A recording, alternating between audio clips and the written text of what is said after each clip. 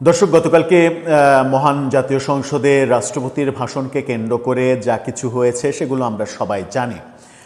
রাষ্ট্রপতির ভাষণে শেখ হাসিনা সরকারকে ফ্যাসিস্ট সরকার বলা হয়েছে, শেখ হাসিনা সরকারকে বাংলাদেশকে দুর্নীতিতে চ্যাম্পিয়নের জন্য দায়ী করা হয়েছে। এই বক্তব্যগুলোও আমরা জানি। সেখানে পক্ষে বিপক্ষে নানা রকমের কথা হচ্ছে, কিন্তু আমরা সবাই কতটা সচেতন এই ব্যাপারে যে রাষ্ট্রপতি যে ভাষণ দেন সেটা মূলত ক্ষমতাসীন দলের তৈরি করে দেয়া মন্ত্রিপরিষদে পাশ করা একটা লিখিত পাণ্ডুলিপি, যে পাণ্ডুলিপিটা তিনি শুধু পড়ে শোনান, তার ভিতরে একটি শব্দও পরিবর্তন করার তার কোনো অধিকার নেই। কিন্তু রাষ্ট্রপতির এই ভাষণকে কেন্দ্র করে বহু বিতর্ক তৈরি হয়েছে, দেশে যেমন তৈরি হয়েছে বিদেশেও তৈরি হয়েছে। ভারতীয় গণমাধ্যম নর্থ ইস্ট নিউজ রাষ্ট্রপতির এই ভাষণ এবং রাষ্ট্রপতির ভবিষ্যৎ নিয়ে একটা প্রতিবেদন প্রকাশ করেছে। সেখানে তারা দাবি করছে রাষ্ট্রপতি ইমপিচমেন্টের মুখে পড়তে যাচ্ছেন।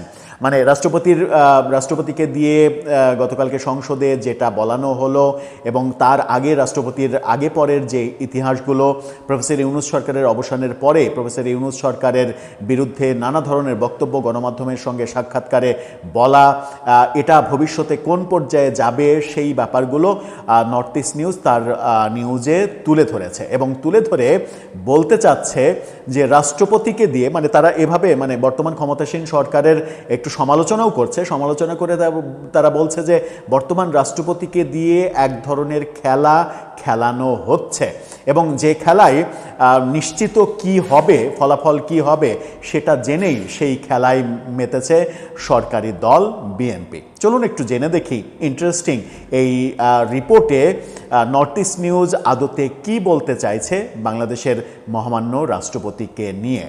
তিনি কি সত্যি ইমপিচমেন্টের কবলে পড়ছেন নাকি অন্য কোনো কিছু হতে চলেছে? থাকবেন পলিটিক্স টিভি। বলছিলাম আমাদের মহামান্য রাষ্ট্রপতি শাহাবুদ্দিন চুপ্পুকে নিয়ে ভারতীয় গণমাধ্যম নর্থ ইস্ট নিউজের একটা ইন্টারেস্টিং প্রতিবেদনের কথা। সেখানে তারা রাষ্ট্রপতি অভিশংসনের কবলে পড়তে যাচ্ছেন এরকম আশঙ্কা যেমন করছে, তেমনি এটাও বলা হচ্ছে যে বর্তমান রাষ্ট্রপতিকে দিয়ে এক ধরনের গেম খেলানোর কার্যক্রম চলছে এবং তার পরিণতি কি হবে সেটা নিশ্চিত হয়েই বিএনপি এটা করছে। গতকাল সংসদে রাষ্ট্রপতির ভাষণ শুরু হবে এরকম সময়ে কি কি ঘটনা ঘটেছে, কে কিভাবে মুস্কি হেসেছেন, সংসদে সরকারি দলের ভূমিকা কি ছিল, বিরোধী দলের হট্টগোলের পরিপ্রেক্ষিতে সরকারি দল রাষ্ট্রপতিকে সেভ করার জন্য একটি শব্দও ব্যবহার করেনি, এই ব্যাপারগুলোও তারা তুলে নিয়ে এসে বলার চেষ্টা করছে বর্তমান রাষ্ট্রপতি অলরেডি পুতুলে পরিণত হয়েছেন, তাকে নিয়ে খেলা হচ্ছে এবং এই খেলার পরিণাম খুব একটা ভালো হবে না। তাদের শিরোনামটা দেখে নিন। বলছে Bangladesh president Mohammad Shahabuddin trapped in an impeachment snare. তার মানে হচ্ছে যে বাংলাদেশের রাষ্ট্রপতি মোহাম্মদ শাহাবুদ্দিন অভিশংসনের ফাঁদে আটকা পড়েছেন। ব্যাপারটা এরকম যে আপনি যদি ভাষণ দিতে না চান তাহলে আপনাকে ইমপিচ করে সরিয়ে দেব, অর্থাৎ আপনি ভাষণ দিতে বাধ্য। এই ভাষণ যেটা লিখে দিয়েছি সেটা বলতে বাধ্য। কিন্তু তিনি বাধ্য হলেন কেন, এটা হচ্ছে আমার প্রশ্ন। তিনি বাধ্য হবেন কেন? তিনি যদি মনে করতেন যে আমি শেখ হাসিনার অনুগতই থাকতে চাই তাহলে তো তিনি পদত্যাগ করতে পারতেন, তিনি সেই ভাষণ নাও পড়তে পারতেন। তিনি বিভিন্ন জায়গায় বক্তব্যে বিএনপিকে খুশি করার যে টেন্ডেন্সি, ইন্ডিভিজুয়াল বিভিন্ন বক্তব্যও আমরা দেখেছি, সেখানে বিএনপিকে খুশি করার যে টেন্ডেন্সি সেটা তিনি না দেখায় পদত্যাগ করতে পারতেন, কিন্তু সেগুলো তিনি করেননি। কি বলছে এই প্রতিবেদনটা লিখেছেন এনায়েত কবির দ্বারা। তিনি বলছেন 12ই মার্চ বাংলাদেশের নবগঠিত সংসদে ক্ষমতাসীন দল বিএনপি এবং বিরোধী দল জামাত ইসলামী রাষ্ট্রপতি মোহাম্মদ শাহাবুদ্দিনকে অপমান করার ষড়যন্ত্র করেছিল বলে অভিযোগ রয়েছে। এখানে বিএনপিকেও তারা দোষারোপ করছে। ভারতীয় গণমাধ্যম তার মতো করে বলতেই পারে, কিন্তু পুরোটা তারা কি বলছে একটু বুঝে দেখি। তারা বলছে অসদাচরণের অভিযোগে অভিযুক্ত রাষ্ট্রপতি শাহাবুদ্দিন বেশ কিছু পদক্ষেপ নিয়েছেন যা তাকে অভিশংসনের দিকে পরিচালিত করতে পারে। বাংলাদেশের সংবিধান রাষ্ট্রপতিকে পদের মর্যাদা সমুন্নত রাখার এবং সত্যবাদিতা বজায় রাখার নির্দেশ দেয়। তবে আওয়ামী লীগের মনোনয়নের মাধ্যমে সর্বোচ্চ সাংবিধানিক পদ গ্রহণকারী একজন প্রাক্তন বিচারকের বিরুদ্ধে এখন মিথ্যা বলার গুরুতর অভিযোগ আসছে। গতকাল রাষ্ট্রপতি শাহাবুদ্দিনকে যেভাবে অপমান করা হয়েছে তাতে কারো এত অপমান হওয়ার কথা মানে কল্পনা করা কঠিন। বিএনপি জামাত জোট তাকে তার নিয়োগকারী কর্তৃপক্ষ শেখ হাসিনা, এখানে বিএনপি জামাত জোট বলা হচ্ছে, আদতে তো বিএনপি জামাত জোট না, তারা হয়তো পুরনো যে জোট ছিল বিএনপি জামাতের সেটাকে মিন করছে। নিয়োগকারী কর্তৃপক্ষ শেখ হাসিনা এবং আওয়ামী লীগের বিরুদ্ধে কথা বলতে বাধ্য করেছে বলে জানা গেছে। অর্থাৎ রাষ্ট্রপতি শাহাবুদ্দিনকে বাধ্য করেছে এমন দাবি করছে ইন্ডিয়ার এই গণমাধ্যম। পর্দার আড়াল থেকে তারেক রহমান এই রাজনৈতিক কৌশলের সূত্র ধরেছিলেন বলে অভিযোগ। সভাপতির ভাষণে শাহাবুদ্দিন তাকে নিয়োগকারী শেখ হাসিনা সরকারের তীব্র সমালোচনা করেন, শেখ হাসিনাকে ফ্যাসিস্টও বলেছেন।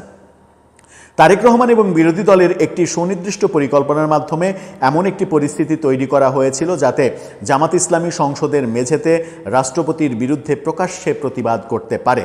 সবচেয়ে আশ্চর্যজনক দিক ছিল ক্ষমতাসীন দলের ভূমিকা। এই যে এখানে মানে ওই সময় বিরোধী দল যখন হট্টগোল করছিল তখন সরকারি দল কি ভূমিকা নিয়েছে সেটা বলছে তারা বলছে শাহাবুদ্দিনের বিরুদ্ধে যখন হট্টগোল শুরু হয় তখন প্রধানমন্ত্রী তারেক রহমান শান্তভাবে তার আসনে বসেছিলেন, কোনো প্রতিক্রিয়া দেখাননি বলেই জানা গেছে। রাষ্ট্রপতির সমর্থনে কোনো সরকারি দলের কোনো সদস্যকে কথা বলতে দেখা যায়নি, বরং তারা বিরোধী দলের আক্রমণ উপভোগ করেছেন বলে মনে হচ্ছিল। বক্তৃতা শেষ হওয়ার পর তারেক রহমান ভ্রু তুলে রহস্যময়ী হাসি হাসলেন বলেও দেখা গেছে। মানে বিস্তর সমালোচনা করেছে তারা সরকারের। বিভিন্ন মহলে রাষ্ট্রপতির বিরুদ্ধে সবচেয়ে গুরুতর অভিযোগ হলো তার পরস্পর বিরোধী বক্তব্য। কি সেই বক্তব্য? 5 আগস্ট রাতে শেখ হাসিনা দেশ ত্যাগ করার সময় তিনি জাতির উদ্দেশ্যে ভাষণ দেন যে প্রধানমন্ত্রী তার কাছে পদত্যাগপত্র জমা দিয়েছেন এবং তিনি তা গ্রহণ করেছেন। কিন্তু কয়েক মাস পরে মানবজমিন সম্পাদক মতিউর রহমান চৌধুরীর সঙ্গে সাক্ষাৎকারে তিনি দাবি করেন শেখ হাসিনার কোনো পদত্যাগপত্র তার কাছে নেই। জুলাইয়ের দাঙ্গার রাজনৈতিক সুবিধাভোগীরা রাষ্ট্রপতির পরস্পর বিরোধী অবস্থানকে সম্পূর্ণ মিথ্যাচার ও শপথ লঙ্ঘন হিসেবে দেখছেন। গতকাল বিএনপি সরকারের লিখিত রাষ্ট্রপতির রাজনৈতিক ভাষণ পড়তে রাজি হয়ে শাহাবুদ্দিনকে প্রায় হাস্যকর মনে হয়েছে। তিনি নিজেই ঐতিহাসিক সত্য সম্পর্কে বিভ্রান্তি ছড়িয়েছেন। অসদাচরণের কারণে তিনি নৈতিকভাবে রাষ্ট্রের সাংবিধানিক প্রধান থাকার যোগ্যতা হারিয়ে ফেলেছেন, অসদাচরণ করেছেন তিনি, এই অভিযোগ করা হচ্ছে। আওয়ামী লীগের একজন অনুগত কর্মী হিসেবে পরিচিত মোহাম্মদ শাহাবুদ্দিনকে কেবল দলীয় বিবেচনায় রাষ্ট্রপতি নির্বাচন করা হয়েছিল। তিনি দলের প্রচার ও প্রকাশনা উপকমিটির সদস্য ছিলেন। এটা অবশ্য সত্য, তিনি দলের প্রচার এবং প্রকাশনা উপকমিটির সদস্য ছিলেন। এই ব্যাপারটা কিন্তু আওয়ামী লীগের আমলে আমরা দেখেছি। জুলাইয়ের মানে এখানে দাঙ্গা বলছে তারা, আমরা অভ্যুত্থান বলি। জুলাইয়ের দাঙ্গায় অংশগ্রহণকারীদের একটি প্রাথমিক লক্ষ্য ছিল বলে জানা গেছে বিদ্যমান সংবিধান বাতিল করা। সেই দাঙ্গায় সুবিধাভোগীদের মতে শেখ হাসিনার শাসনামলে সক্রিয় অংশগ্রহণকারী কাউকে রাষ্ট্রপ্রধান হিসেবে রাখার অর্থ কার্যকরভাবে বিদ্যমান সংবিধানকে রক্ষা করা। জুলাইয়ের সুবিধাভোগীদের পর মধ্যে তার পদত্যাগ নিয়ে আইনি বিতর্ক চলছে। যেহেতু বর্তমান সংসদ বিশেষ পরিস্থিতিতে গঠিত হয়েছিল এবং পূর্ববর্তী সংসদ ভেঙে দেওয়া হয়েছিল, তাই একটি আদর্শ অভিশংসন প্রক্রিয়া শুরু করা জটিল ছিল। তবে বিএনপির আইন বিশেষজ্ঞদের যুক্তি 5 আগস্টের পর থেকে দেশে যা ঘটেছে তা অসাধারণ পরিস্থিতি। এই ক্ষেত্রে সংবিধানের আক্ষরিক ব্যাখ্যার পরিবর্তে প্রয়োজনীয়তার মতবাদ বা জনগণের ইচ্ছাকে সর্বোচ্চ আইন হিসেবে বিবেচনা করা হয়েছে।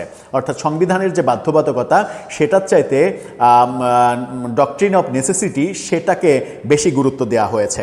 তাদের যুক্তি, তাকে পদে বহাল রাখলে কেবল আইনি ও রাজনৈতিক অস্থিতিশীলতা দীর্ঘায়িত হবে, পদে বহাল রাখলে, এখানে না রাখলে হবে। নবগঠিত সংসদে রাষ্ট্রপতিকে লিখিত ভাষণ পড়তে বাধ্য করে বিএনপি, কার্যকরভাবে তাকে অবৈধ এবং বিতর্কিত হিসেবে চিহ্নিত করেছে এর মাধ্যমে। অর্থাৎ এই ভাষণটা দিতে বাধ্য করে তাকে বিতর্কিত করা হয়েছে। এটা বিএনপির প্ল্যান, এটা নর্থ ইস্ট নিউজ যিনি লিখেছেন, যে লেখক, সেই লেখক দাবি করছেন। তার ভাষণ বয়কট করে জামাত ইসলামী একটি শক্তিশালী রাজনৈতিক বার্তা দিয়েছে। সংসদীয় গণতন্ত্রে রাষ্ট্রপতির ভাষণ মূলত আনুষ্ঠানিক, তবু শাহাবুদ্দিন রাষ্ট্রের অভিভাবক হওয়ার মর্যাদা সমুন্নত রাখতে ব্যর্থ হয়েছেন। বিএনপির একটি বিরাট অংশ আর তাকে সেই ভূমিকায় মেনে নিতে প্রস্তুত নয়। তারা বিশ্বাস করে যে সংসদ এবং জনগণের একটি উল্লেখযোগ্য অংশ রাষ্ট্রপতির উপরে আস্থা হারিয়ে ফেলে, তখন যদি আস্থা হারিয়ে ফেলে তখন তার পদে থাকা কেবল সময়ের অপচয় এবং রাষ্ট্রীয় স্থিতিশীলতার জন্য হুমকি স্বরূপ। জনগণ যখন আস্থা হারিয়ে ফেলে তখন তাকে পদে রাখা উচিত নয়, এরকম ভাবনা বিএনপির একটা বড় অংশের মধ্যে রয়েছে, সেই দাবি তারা করছে। দুর্নীতি দমন কমিশন দুদকের সাথে জড়িত তার বিতর্কিত ভূমিকা এবং রাজনৈতিক পক্ষপাতিত্বের ইতিহাস তাকে নিয়ে আরও প্রশ্ন তুলছে। অর্থাৎ এই শাহাবুদ্দিন চুপ্পু তিনি একসময় দুদকে চাকরি করেছেন, তখন তাকে নিয়ে অনেক সমালোচনা হয়েছে, দুর্নীতি নিয়ে কথা হয়েছে, সেই কথা তারা বলছে। এছাড়াও তার বিরুদ্ধে দ্বৈত নাগরিকত্বের অভিযোগও রয়েছে, এটা অবশ্য আমার জানা নেই, এই অভিযোগ এখানে করা হচ্ছে। রাষ্ট্রপতি পদ কেবল একটু আনুষ্ঠানিক পদ নয়, এটি রাষ্ট্রের সার্বভৌমত্ব এবং আস্থার প্রতীক। বর্তমান প্রেক্ষাপটে রাজনৈতিক কৌশলের কারণে শাহাবুদ্দিন সেই আস্থা হারিয়ে ফেলেছেন। শাহাবুদ্দিন তার অপসারণ এখন কেবল সময়ের ব্যাপার, এটা মনে করা হচ্ছে। এই জটিল রাজনৈতিক খেলায় কে জিতবে বা কে হারবে তা সময়ই নির্ধারণ করবে। তবে শেষ বেলায় সবথেকে গুরুত্বপূর্ণ কথাটা বলা হচ্ছে এই রিপোর্টে, যেটা আমার সবথেকে বেশি পছন্দ হয়েছে। কথাটা কি? শাহাবুদ্দিন হয়তো একদিন দাবি করতে পারেন যে তারেক রহমানের নেতৃত্বাধীন সরকার তাকে এই ভাষণটি পড়তে বাধ্য করেছিল, ঠিক যেমনটি তিনি বিদায়ী ইউনূস সরকারের বিরুদ্ধে তাকে না জানিয়ে 133টি রাষ্ট্রপতি অধ্যাদেশ জারি করার অভিযোগ করেছেন পত্রিকায়। অর্থাৎ প্রফেসর ইউনূস বিদায়ের পরে পত্রিকার সাক্ষাৎকারে সেই ইউনূস সরকারের বিরুদ্ধে এক গাদা অভিযোগ যেটা তিনি করেছেন, এই পত্রিকা দাবি করছে, নর্থ ইস্ট নিউজ, ভারতের ইংরেজি গণমাধ্যম, তারা দাবি করছে যে তারেক রহমানের সরকারের বিদায়ের পরে ইতিহাসে কোনো একটা সময় তিনি রাষ্ট্রপতির পদ থেকে চলে যাওয়ার পরে কোনো একটা সময়ই তিনি এই দাবিও করতে পারেন যে দাবিটা বিএনপি সরকারের বিপক্ষে যাবে। তিনি হয়তো বলতে পারেন যে ওই ভাষণ কিংবা ওই কথাবার্তাগুলো আমাকে ভয় দেখিয়ে বাধ্য করা হয়েছে বলতে কিংবা দিতে। দর্শক, আপনার কাছে কি তাই মনে হয়? রাষ্ট্রপতি শাহাবুদ্দিন চুপ্পুর ব্যাপারে সামাজিক যোগাযোগ মাধ্যমে আওয়ামী অ্যাক্টিভিস্টদের দারুণ বিরোধিতা দেখছি। দারুণ শব্দটা ব্যবহার করা উচিত না, এখানে সঙ্গত না। তাদের বিরোধিতা দেখছি, এবং বিরোধিতা এমনই যে শাহাবুদ্দিনকে ওই খন্দকার মোস্তাকের সঙ্গে তুলনা কেউ কেউ করছেন। আবার যারা বোঝেন তারা ঠিকই বুঝছেন যে রাষ্ট্রপতির বাংলাদেশের সংবিধানে আদতে কোনো ক্ষমতা নেই বললেই চলে। একমাত্র নিয়মতান্ত্রিক উপায়ে খাতা কলমে প্রধানমন্ত্রী নিয়োগ দেয়া আর প্রধান বিচারপতি নিয়োগ দেয়া ছাড়া তার কোনো স্বাধীনতা নেই। বাকি সব কিছুই সরকারের দেয়া সাজেশন মতো কিংবা সরকারের করে দেওয়া কাগজে সই করতে তিনি বাধ্য। সুতরাং এই ভাষণটাও সরকারের লিখে দেওয়া ভাষণ, সেটা তিনি পড়েছেন মাত্র। এটা আমরা কজনই বা বুঝতে পারছি।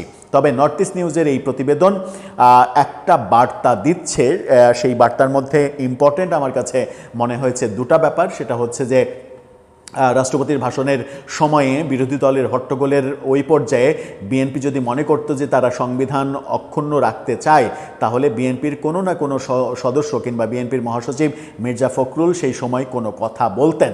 তিনি কোনো কথা বলেননি, বিএনপি থেকে কেউ কোনো কথা বলেনি। এটা এক ধরনের দ্বিচারিতা মনে হতেই পারে। আবার রাষ্ট্রপতি সম্পর্কে যেটা বলা হচ্ছে, প্রফেসর ইউনূসের সকল তথ্য যেমন তিনি প্রফেসর ইউনূস বিদায় নেওয়ার পরে ফাঁস করে দিয়েছেন, তেমনি তারেক রহমানের এই সরকার ব্যাপারেও হয়তো কোনো দিন বলতে পারেন এগুলো করতে আমাকে বাধ্য করা হয়েছিল কিংবা ভয় দেখানো হয়েছে।